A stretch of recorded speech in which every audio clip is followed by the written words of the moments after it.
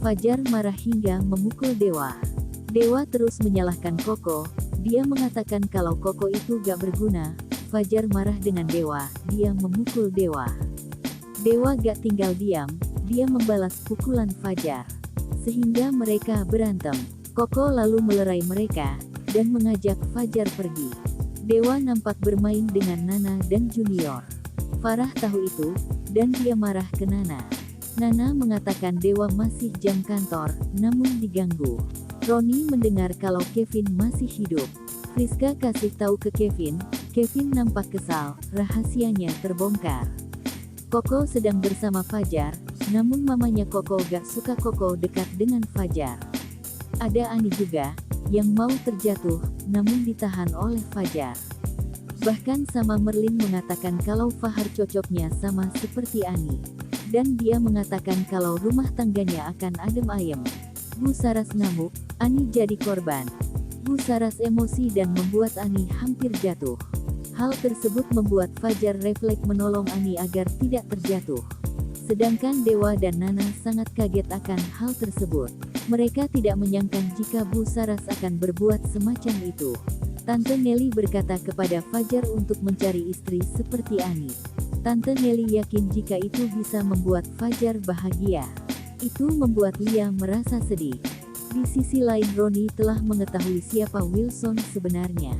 Nantinya akan membuat perkara baru.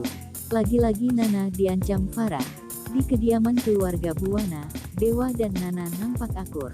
Dewa bersyukur karena keluarganya tetap utuh dan dapat kembali bersama. Di sisi lain, Fajar menemukan fakta bahwa Farah yang menjadi dalang di balik penembakan rumah Merlin oleh Tony dan anak buahnya. Di tempat lain, Dewa terlihat marah kepada Lia karena wanita itu tidak bisa menjadi sekretarisnya yang kompeten. Lia nampak ketakutan melihat amarah Dewa yang memuncak. Kejadian Dewa memarahi Lia kemudian diketahui oleh Fajar. Ia mengatakan kepada Dewa untuk memecat Lia jika memang wanita itu tidak dapat bekerja dengan benar. Hal itu dikatakan oleh Fajar karena ia tidak ingin Lia terus-menerus menjadi samsak amarah Dewa. Nana membawa Junior ke rumah sakit untuk melakukan pemeriksaan dan Farah mengetahuinya. Ibu mertuanya itu mengatakan jika sesuatu yang buruk terjadi kepada Junior, maka Nana tidak akan dimaafkan seumur hidup. Nana berhasil selamat. Anak buah Kevin temui jejaknya. Sebelumnya, Nana yang mentalnya berantakan lalu keluar dan kabur dari kediaman Buwana. Kevin dan Pasha berusaha mencari Nana hingga ke terminal. Namun saat di terminal mereka melihat ada Kevin dan anak buahnya. Ternyata Kevin juga ikut mencari Nana dan memanas-manasi Dewa. Mereka hampir terlibat perkelahian karena Dewa tak terima jika Kevin ikut campur dengan kehidupan Nana. Supir bus di terminal kemudian memberitahu bahwa Nana dibawa oleh orang ke suatu daerah bernama Cimoyang. Lalu mereka semua bergegas menuju tempat itu.